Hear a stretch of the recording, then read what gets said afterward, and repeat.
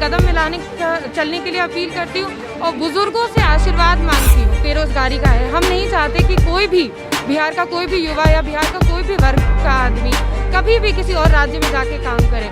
उनके लिए job opportunities यहीं मिलनी चाहिए, उनको सम्मानजनक जिंदगी यहीं बिताने का हक होना चाहिए।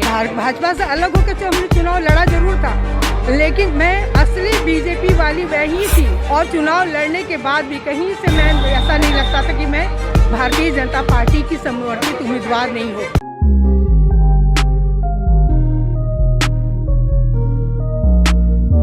नमस्कार, भारत लाइव देखना शुरू कर चुके हैं आप। बिहार की राजनीति है तो उठापटक तो होगी ही, और लगातार जो है बिहार की राजनीति में सियासी उठापटक लगातार जारी है, और उस पर आप भारत लाइव के दर्शक हैं तो आप भी लगातार नज़र बना करके रखे हुए हैं। एक बड़ी खबर सामने आ रही है कि भाजपा ने इस तमाम सियासी उठापटक के बीच एक लगातार जो है एक तेज़ निशाना लगाया है, जो निशाना सीधे जा कर के जो है गोल्ड मेडल उन्हें दिला दी है। यानी कि हम बात कर रहे हैं बिहार भाजपा में राष्ट्रीय शूटर यानी कि नेशनल चैंपियन जो गोल्ड मेडलिस्ट रही हैं।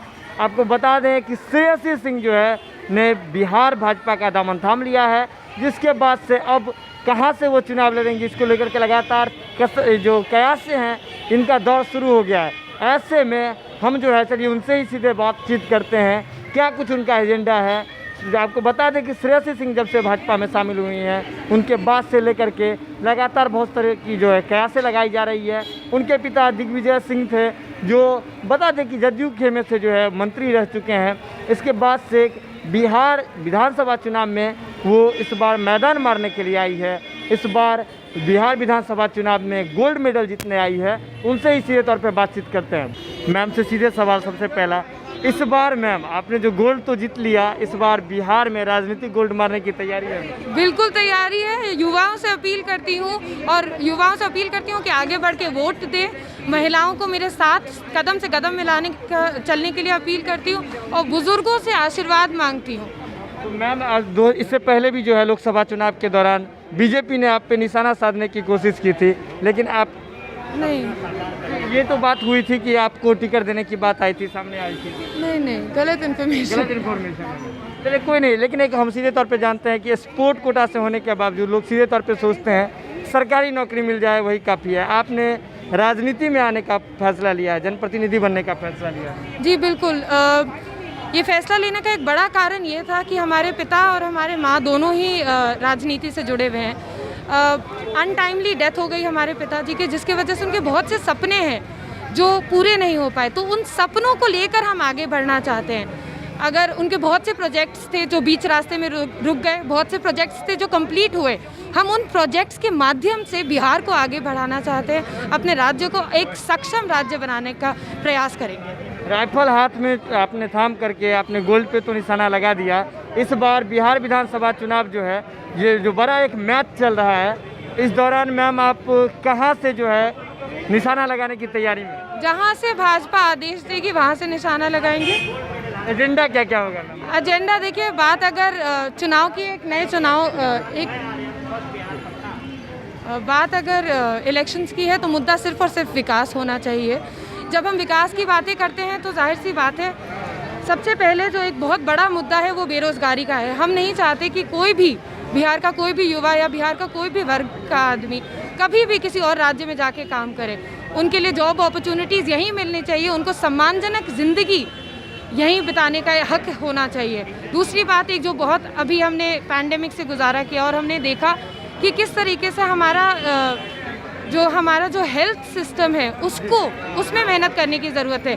बिहार पे जैसे मैंने कहा एक टैग लग चुका है, एक कलंक लग चुका है पिछड़ा हुआ राज्य होने का। उस कलंक को हम मिटाने का पूरा प्रयास करेंगे।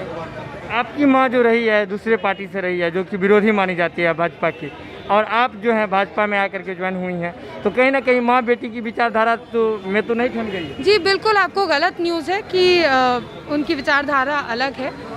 पिछली बार जो माँ ने निर्दलीय चुनाव लड़ा था, उन्हें बार बार दोहरा के यही बोला था कि वो भाजपा से चुनाव इसलिए नहीं लड़ पा रही है क्योंकि वो सीट उस वक्त गठबंधन में जेडीयू के साथ थी। इस बात को ध्यान रखिएगा।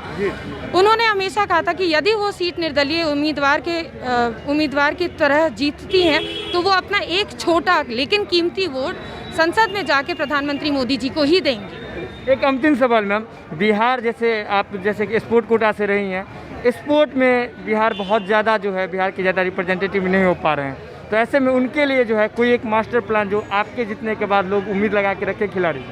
बिल्कुल एक मास्टर प्लान है मेरे दिमाग में लेकिन अभी क्योंकि आचार संहिता लागू हो चुका है उस तरीके से हम बयान नहीं कर सकते, क्योंकि हम स्पोर्ट्स फील्ड से आते हैं, हम स्पोर्ट्स को सबसे बेहतर तरीके से समझते हैं और स्पोर्ट्स में एक युवा पीढ़ी जो जुड़ती है हम उनको भी बहुत बेहतर तरीके से समझते हैं। तीसरी खास बात जिसको हम एक और बहुत अच्छी तरीके से समझ सकते हैं, पकड़ सकते हैं, वो ये है कि हम एक खुद महिला हैं, तो महिला में स्पोर्ट्स में आने की क्या क्या चुनौती हो सकती है, चाहे वो एज अ स्पोर्ट्स पर्सन हो या वो एज एन एथलेटिक कोच हो या मैनेजर ही क्यों नहीं, मैं इन सभी बातों को बहुत अच्छी तरीके से समझती हूँ, लेकिन क्या मास्टर प्लान है वो अभी नहीं व्यक्त कर सकती। चलिए मैम, तो बहुत बहुत धन्यवाद है मैम। और जो है हमारे साथ जो यहाँ पुतुल कुमारी जी मौजूद हैं, हम उनसे भी जो है बातचीत करते हैं। मैम, पिछले लोकसभा चुनाव के दौरान आपने भाजपा से अलग होकर के जो है चुनाव लड़ा था, इस बार आपकी बेटी ही खुद भाजपा में आ गई है, क्या लग रहा है आपको, क्या होना है? भाजपा से अलग होकर जो हमने चुनाव लड़ा जरूर था, लेकिन मैं असली बीजेपी वाली वही थी जो हमेशा उनकी नीतियों पर चलती रही, उनके उसूलों पर विश्वास करती रही और चुनाव लड़ने के बाद भी कहीं से मैं ऐसा नहीं लगता था कि मैं भारतीय जनता पार्टी की समर्थित उम्मीदवार नहीं हो।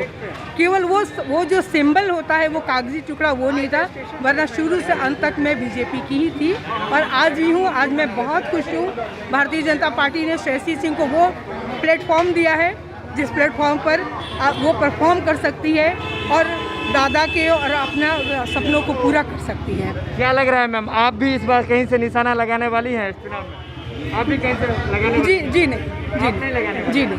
बेटी को इस बार छोड़ दिया निशाना? जी। चलिए, भाजपा अभी हमारे साथ जो हैं बहुत सारे लोग थे, हम उनसे बातचीत कर रहे थे। श्रेयसी सिंह थी, उनकी माँ पुतुल कुमारी थी, अभी हमारे साथ ही पुतुल देवी थी, तो लगातार हम उनसे बातचीत कर रहे थे। बढ़ाएं अपना कदम सक्सेस की ओर शिखर करियर इंस्टीट्यूट के साथ। शिखर करियर इंस्टीट्यूट पूर्वी भारत में एकमात्र कोचिंग संस्थान जो एक्सक्लूसिवली है मेडिकल एंट्रेंस एग्जाम के लिए।